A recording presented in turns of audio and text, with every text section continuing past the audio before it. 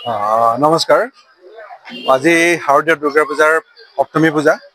আজি মই ৰাতিপুৱাৰ পৰাই গোটেই চিপাঝাৰ সমষ্টিতেই মই পূজা মণ্ডপবিলাকত গৈছোঁ, ঘূৰি ফুৰিছোঁ। কিন্তু পূজা মণ্ডপবিলাকত গৈ এটাই কথা অনুভৱ হৈছে যেন আমাৰ যি অসমৰ যুৱ প্ৰজন্মৰ হাৰ্টথ্ৰব, অসমৰ ৰাইজৰ মৰমৰ শিল্পী তথা অসমৰ সত্তা জুবিন গাৰ্গৰ যি আকস্মিক মৃত্যু হৈছিল 19 তাৰিখে, তাৰ পিছৰ পৰা আমাৰ গোটেই সৰ্বত্ৰ অসমৰ মানুহে শোকত ম্ৰিয়মান হৈ আছে আৰু দুৰ্গা পূজাত ইয়াৰ এটা প্ৰভাৱ পৰা দেখা গৈছে।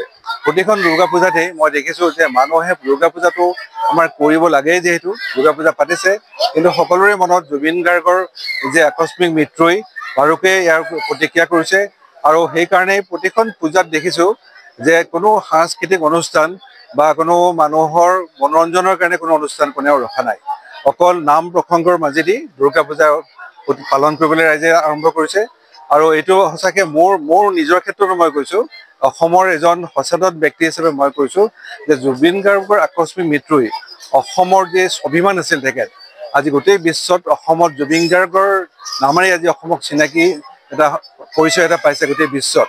আৰু তেনেকুৱা এজন ব্যক্তিৰ আজি আকস্মিক মৃত্যুত আমি সকলোৱে কমচে কম এই পূজাটোত আমি কোনো তেনেকুৱা এণ্টাৰটেইনিং কোনো কাৰ্যসূচী হাতত নলৈ আধ্যাত্মিক দিশত আমাৰ পূজাবিলাক যদি আমি পাৰ কৰি দিওঁ বেছি ভাল হ'ব বুলি মই অনুভৱ কৰিছোঁ।